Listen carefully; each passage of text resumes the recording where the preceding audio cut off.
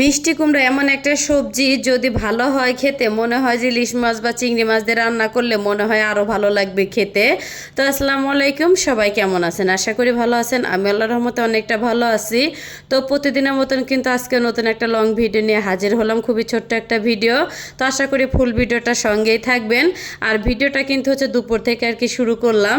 আর এই তো এখানে হচ্ছে আর কি, তো চিংড়ি মাছগুলি হচ্ছে তেলের ভিতরে দিয়ে দিলাম, একটু লবণ আর হচ্ছে হলুদ দিয়ে একটুখানি আর কি ভেজে নিব আমি।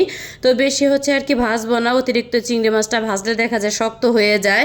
তো বেশ কিছুদিন আগে কিন্তু একটা ভিডিওতে দেখাইছিলাম, একটা মিষ্টি কুমড়া আর কি আনা হয়েছিল, বেশ বড়ই, প্রায় হচ্ছে আর কি 4 ভাগের 3 ভাগের মতন খাওয়া হয়েছে। তো 1 ভাগের মতন হচ্ছে আর কি মিষ্টি কুমড়া ছিল।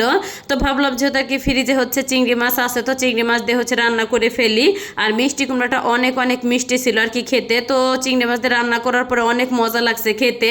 আর এই তো এখানে কিন্তু চিংড়ি মাছটা হচ্ছে আর কি আমার ভাজা হয়ে গেছে, তো তুলে নিছি কিন্তু আমি। আর এই তো এখানে কিন্তু মাছটা আর কি ভাজা হওয়ার পরে তো অপকে মারে কিন্তু হচ্ছে পেঁয়াজ আর একটুখানি আদা রসুন আর হচ্ছে কাঁচামরিচটা সুন্দর করে তেলে আমি ভেজে নিছি। আর এখন শুকনা যে মশলাগুলি প্রয়োজন, তো এক এক করে কিন্তু দিয়ে দিলাম। এখানে জিরা, ধনিয়ার গুঁড়া আর হলুদ আর হচ্ছে একটুখানি তো শুকনো মরিচের গুঁড়াটা দেওয়ার পরে সুন্দর করে হচ্ছে মশলাটাকে আমি কষিয়ে নেব। তো কষানো হয়ে গেলে কিন্তু এখানে হচ্ছে আর কি ধুয়ে রাখা মিষ্টি কুমড়াটা আমি দিয়ে দিলাম, সেই সাথে একটুখানি হচ্ছে পানিও দিয়ে দিলাম। যাই হোক, তো মশলার সাথে উল্টিয়ে পাল্টিয়ে তো নেড়ে চেড়ে মিশিয়ে ঢাকনা দিয়ে আর কি ঢেকে হচ্ছে আর কি ওই চুলায় বসিয়ে দিলাম। আর এই চুলায় কিন্তু অফ ক্যামেরা হচ্ছে আমি পেঁয়াজ আর হচ্ছে আদা রসুনটা সুন্দর করে আর কি ভেজে নিছি। আর এতে শুকনো মশলার ভিতরে কিন্তু এখানে আছে হলুদের গুঁড়া, মরিচের গুঁড়া, জিরা, ধনিয়া আর একটুখানি হচ্ছে গরম মশলার গুঁড়াটা আমি দিয়ে দিলাম। তো একটুখানি আর কি মুরগির হচ্ছে মাংস ছিল, সেই সাথে হচ্ছে মুরগির 2টা পা, তারপর হচ্ছে 2টা তো পাখনার হচ্ছে একটা চামড়া ছিল। তো সেটা হচ্ছে আর কি একটুখানি রান্না করব মাখা মাখা টাইপের করে। আর আমার কাছে না মুরগির মাংসর থেকে তো দেখা যাচ্ছে মুরগির হাত পা তারপর হচ্ছে চামড়া খাইতে বেশি মজা লাগে।